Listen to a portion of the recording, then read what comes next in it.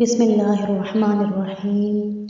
روزے کی فضیلت۔ نمبر 1، رمضان المبارک شروع ہوتے ہی جنت کے دروازے کھول دیے جاتے ہیں اور جہنم کے دروازے بند کر دیے جاتے ہیں۔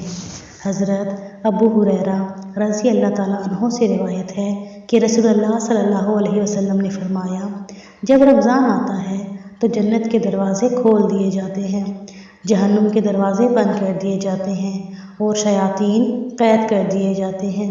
اسے بخاری اور مسلم نے روایت کیا ہے۔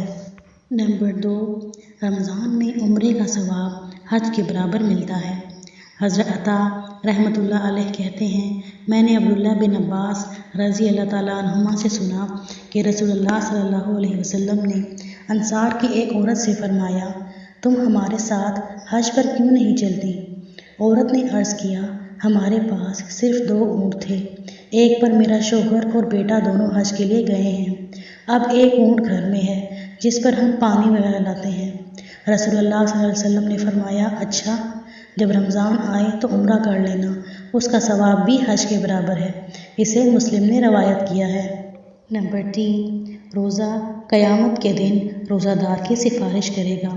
حضرت عبداللہ بن عمر رضی اللہ تعالیٰ عنہ سے روایت ہے کہ رسول اللہ صلی اللہ علیہ وسلم نے فرمایا، روزہ اور قرآن قیامت کے دن بندے کے لیے سفارش کریں گے۔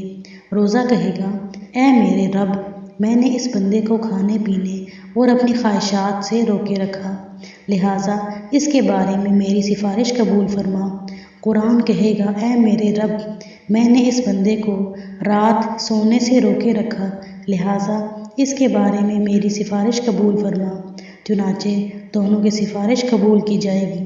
اسے احمد اور طبرانی نے روایت کیا ہے۔ نمبر 4، روزے کا اجر بے حساب ہے۔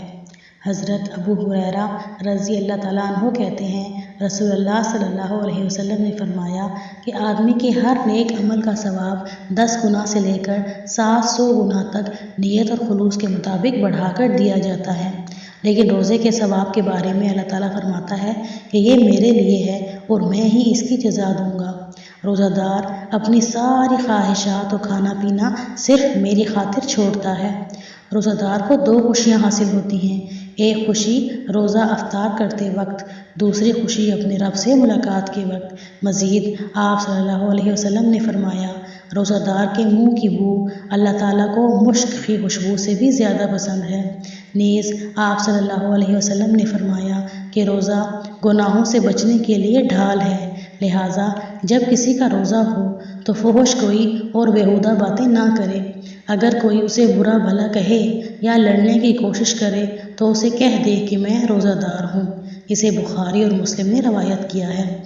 حضرت سہل بن سعد رضی اللہ تعالیٰ عنہ کہتے ہیں، رسول اللہ صلی اللہ علیہ وسلم نے فرمایا، جنت کے 8 دروازے ہیں، ان میں سے ایک کا نام ریان ہے، اس میں صرف روزہ دار ہی داخل ہوں گے۔ اسے بخاری اور مسلم نے روایت کیا۔